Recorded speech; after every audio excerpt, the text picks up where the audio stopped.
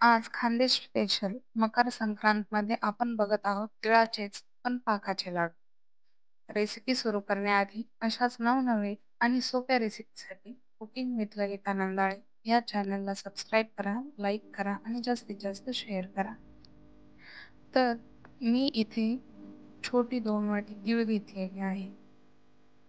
तीळ मंद आचेवर खरपूस भाजून घेऊ.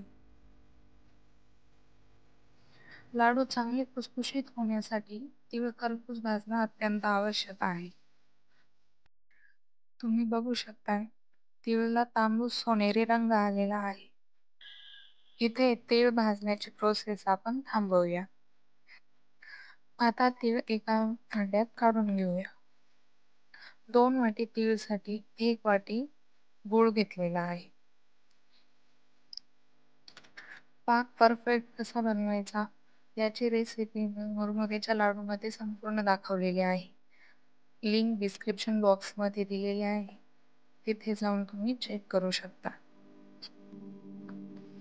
अगदी त्याच प्रकारे आपण पाक बनवून घेतलेला आहे.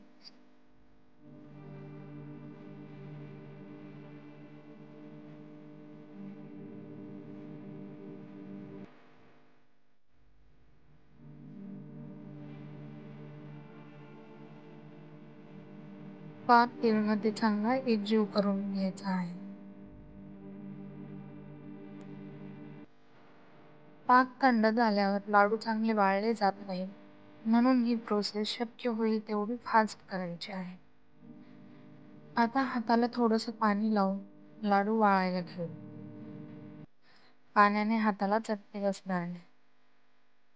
अगदी अशाच प्रकारे सर्व लाडू वाळून घेऊया.